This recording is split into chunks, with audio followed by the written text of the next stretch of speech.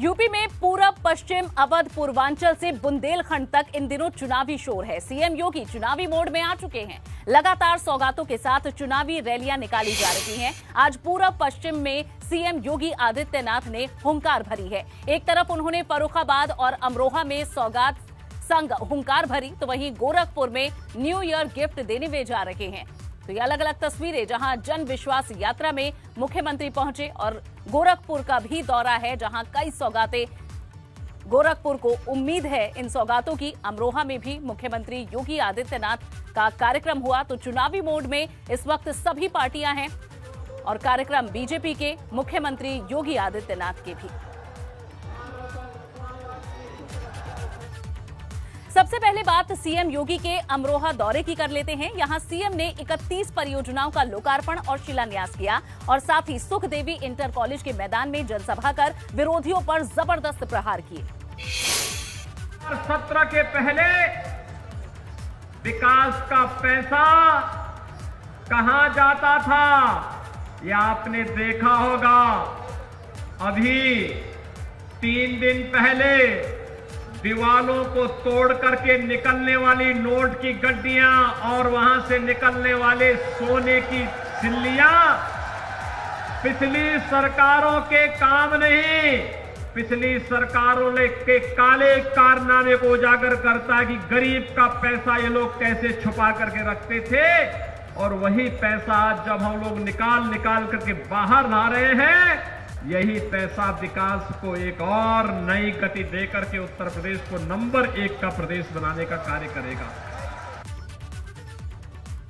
CM योगी ने फर्रुखाबाद का दौरा कर वहां 196 करोड़ रुपए की 174 विकास परियोजनाओं की सौगात दी। इस दौरान सीएम योगी ने जनसभा को संबोधित करते हुए भाजपा सरकार के किए गए कामों का बखान किया, साथ ही विपक्ष पर भी निशाना साधा। सीएम योगी ने कहा कि पहले चाचा भतीजा के राज में युवाओं को नौकरी नहीं मिलती थी, ये वसूली पर निकल पड़ते थे, और आज भाजपा के शासन में 4.5 लाख से ज्यादा युवाओं को नौकरी मिल चुकी है।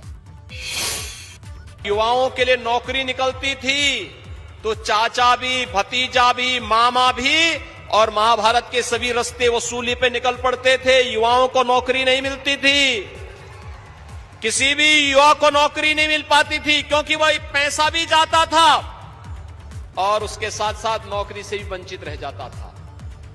भाइयों बहनों, हमारी सरकार ने पिछले 4.5 वर्ष के अंदर 4.5 लाख से अधिक लोगों को, नौजवानों को प्रदेश में नौकरी दी।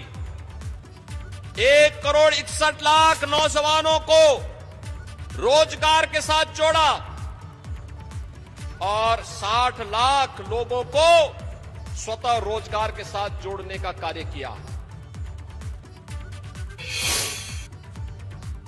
मुख्यमंत्री योगी आदित्यनाथ ने मालेगांव केस में खुलासे को लेकर कांग्रेस पर बड़ा हमला बोला। उन्होंने कहा कि महाराष्ट्र एटीएस के खुलासे के बाद कांग्रेस को माफी मांगनी चाहिए।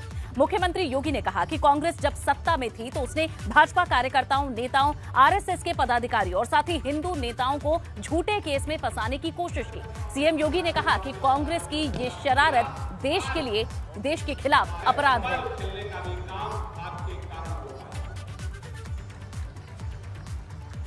तो मुख्यमंत्री योगी आदित्यनाथ ने मालेगांव ब्लास्ट को लेकर भी कांग्रेस को खरी सुनाई। जिस तरह से झूठे केस लगाने की बात अब निकलकर सामने आई है मालेगांव ब्लास्ट में, जहां आरएसएस के भी कई नेताओं के नाम शामिल थे, इस पर सीएम योगी आदित्यनाथ ने ये बात कही। आपने महाराष्ट्र एटीएस का एक बयान देखा होगा। उस समय कैसे भारतीय जनता पार्टी के कार्यकर्ताओं को, नेताओं को, राष्ट्रीय स्वयंसेवक संघ के नेताओं को, हिंदू नेताओं को कैसे लोग झूठे मुकदमों में फंसाने का कार्य कर रहे थे। आपने मालेगांव विस्फोट के मामले में देखा होगा। कांग्रेस की शरारत देश के खिलाफ एक अपराध है और कांग्रेस के लोगों को इसके लिए माफी मांगनी चाहिए देश की जनता से। आतंकवादियों को प्रेरित और पोषित करने वाली ये कांग्रेस देश के साथ कैसे खिलवाड़ कर रही है, ये किसी से छुपा हुआ नहीं है।